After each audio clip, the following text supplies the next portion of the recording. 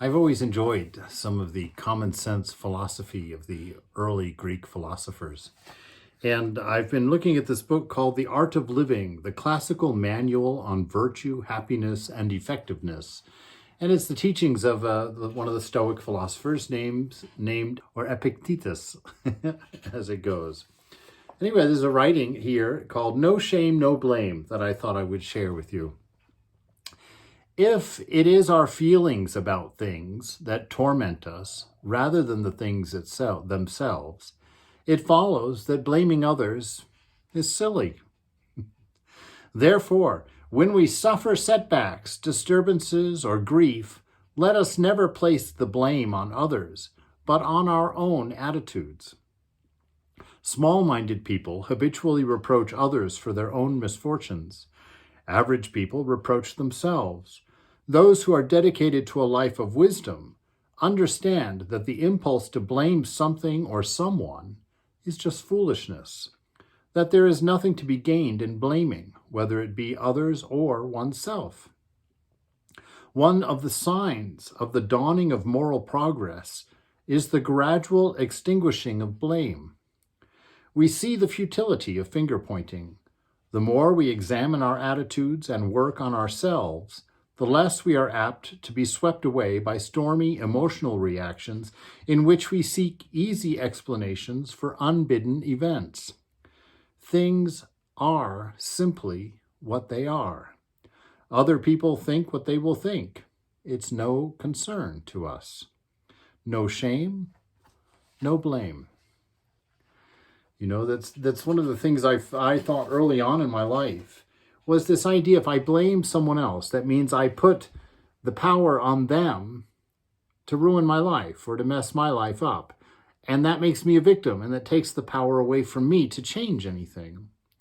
And so there's quite a bit of power in this notion of taking responsibility to ourselves, accept life as it comes. Most of life we can't control. I mean, when you look at the vastness of this universe and you look at the number of aspects that we're actually in control of, it's almost nothing. And so there's great wisdom in what Epictetus is trying to tell us there, that life happens, and it's usually our attitude and our perspective on things that bothers us or hinders us or works against us. And so it's always a great exercise to go inside, to find out, is this attitude real? Is this perspective real? Is it reasonable? Is it just habitual? Does it make sense? And is it improving my life or not? Right? Because this moment that you live in right now is the only moment you've ever had. This moment is always here. And in this moment, we have to find our contentment. We have to find our strength. We have to find our identity. And so this moment only has the things available that it has within it. And so from those things, somehow, we create a life.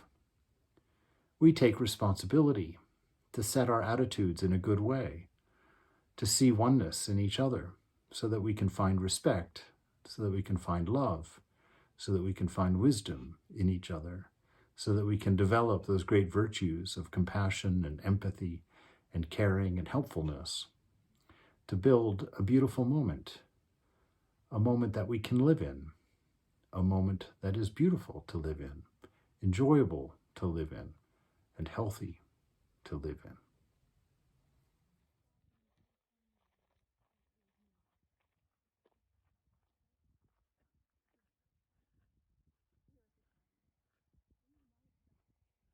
You need to take precautions. Scott said when he went to Australia with his